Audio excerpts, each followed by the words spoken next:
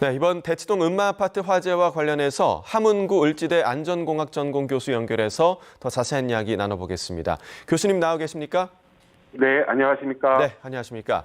자, 경찰이 이 8층 세대 거실과 주방 근처에서 불이 처음 난 것으로 보고 있다, 이렇게 밝혔는데 유가족들은 입주에 앞서서 진행한 내부 공사 과정에서 단락이나 또 누전이 발생했을 거다, 이렇게 주장하는 것으로 알려져 있습니다.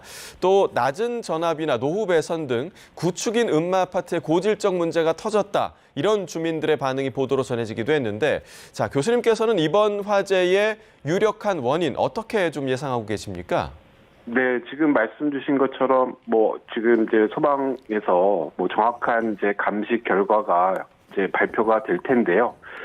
아직 이제 공식적으로 확인이 되고 있지는 않지만 지금 이제 앵커께서 말씀 주신 것처럼 실제로 인테리어 공사가 이루어졌고요. 거기에서 지금 누전이라든가 이런 정기적인 문제가 발생할 가능성도 굉장히 좀 높아 보이고요.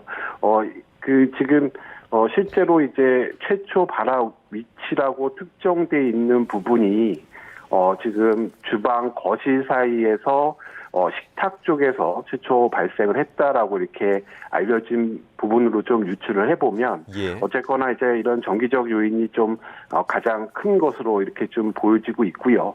이 밖에도 여러 가지 과부하라든가 멀티탭이라든가, 그리고 이제 말씀 주신 것처럼 이제 오래된 아파트일수록 이 전력 계통, 특히 이제 노후화된 배선들이 이 경련 열화라고 해서, 그러니까 시간이 지나면 이 절연 성능이 떨어질 수밖에 없거든요. 그래서 이런 그런 구조적인 문제에서도 또 화재가 많이 발생을 하고 있기 때문에 이런 요인들을 좀 이번에 이 감식 결과를 통해서 나머지 이런 비슷한 유형의 구축 아파트들에 대한 어떤 좀 전면적인 조사도 좀 필요한 실정이라고 보여집니다. 예, 자, 노후화된 배선 문제, 또 전기적 요인 정도를 지금 짚어주셨는데, 저희가 앞서서도 보도를 해드렸지만 스프링클러 미설치 문제, 그러니까 노후화된 아파트, 구축 아파트에는 스프링클러가 설치되어 있지 않지 않습니까?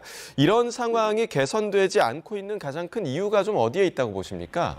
네, 지금 말씀하신 것처럼 이제 실제로 이제 우리나라의 스프링클러 설치 역사가 90년대부터 16층 이상의 층부터 그리고 2020년에 비로소 이제 6층 이상 건물에 설치되는 걸로 개정이 돼 있습니다. 그러니까 이 20년 전에 이런 세워진 아파트들 같은 경우에는 스프링클러가 거의 설치가 안 돼 있는 것이 사실이고요. 네. 근데 이 부분을 지금 이제 소급 적용해서 이 설치를 할 수 있는 방법은 사실 현실적으로는 거의 불가능하거든요. 이게 왜 그러냐면 스프링클러라고 하는 것들은 수온도 확보를 해야 되고 펌프도 설치를 해야 되고 배관이 들어가야 되기 때문에 실제로 이제 천장 고가 예컨대 2.1m 이상 더 확보를 해야 됩니다. 그러니까 지금 이제 공사를 통해서 현실적으로 소급 적용하는 부분은 이제 굉장히 어렵고요.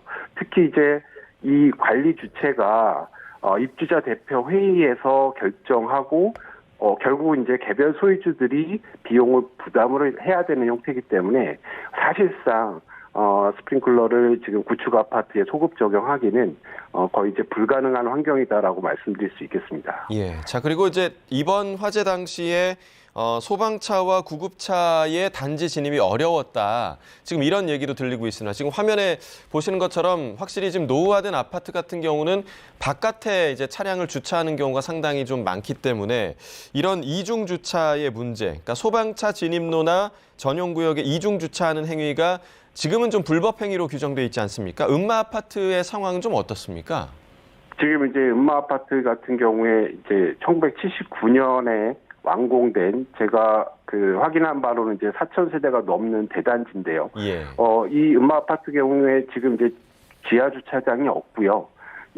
실제로 이 설계된 기준으로 놓고 보면 가구당 주차 대수가 0.7대에 불과하거든요. 그러니까 지금 대다수의 가정들이 세대가 차량을 한 대를 갖고 있다라고 한다면 그마저도 수용을 할 수 없는 그런 구조이기 때문에 지금 보신 것처럼 2중, 3중으로 이렇게 지금 주차를 할 수밖에 없고요. 그러니까 이런 상황들이 이제 실제로 이 건물 설계 당시에 주차 대수 자체가 법적 기준이 미비한 상태이기 때문에 결국은 뭐 이 만성적인 주차난을 겪고 있는 상황이라는 거죠. 그러니까 이 부분은 사실은 그 음아파트 사시는 주민분들이 어떻게 보면 수용하면서 살아 계신 분들이 살고 있는데 지금 이제 뭐 단적으로 말씀드리면 지금 이제 최근에 건축법이라든가 소방법에 의해서는 뭐 예컨대 1.5대 이상을 확보하도록 돼 있고요. 더더군다나 뭐 지하 주차장이라든가 이런 부분. 그러니까 적어도 세대에서 불이 났을 때 소방차가 해당 세대에 충분히 살수라든가 어떤 진압을 할 수 있도록 이렇게 그 법적인 규정을 갖추고 있지만 지금 말씀드린 것처럼 이런 구축 아파트 같은 경우에는 그런 기준들이 전무하다 이렇게 말씀드릴 수 있겠습니다.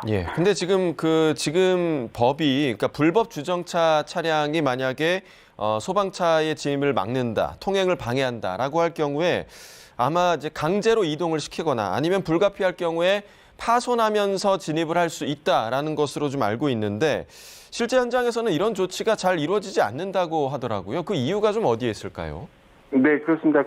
지금 말씀 주신 것처럼 이제 소방기본법상에 강제 처분 근거라는 규정이 마련이 돼 있지만 실질적으로 이제 어떤 뭐 파손이라든가 이런 게 됐을 때 민사상의 여러 가지 소송이 일어나거든요. 그러면 이제 해당 소방 공무원이 1차적으로 이제 소송에 대응을 해야 된다라는 이런 부담감이 있어서 실제로 이제 어떤 그 차량들을 좀 파손해 가면서 소방차를 진입하거나 뭐 이런 부분들에 대한 부분이 현실적으로 실무에서는 거의 이루어지지 않고 있는 거죠. 그러니까 이런 부분도 이제 해결을 하려면 결국은 이제 소방공무원이라든가 이런 분들이 직무 수행 과정에서 발생하는 이런 그 민형사상의 소송을 공무원 책임보험이라든가 행정종합배상 공제라든가 이런 제도를 좀 통해서 이분들이 실제로 여러 가지 소송에 대응하는 부분을 좀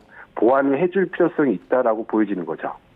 알겠습니다. 자, 오늘 교수님 말씀 여기까지 듣겠습니다. 함은구 을지대 안전공학 전공 교수와 함께했습니다. 교수님 고맙습니다. 네, 고맙습니다.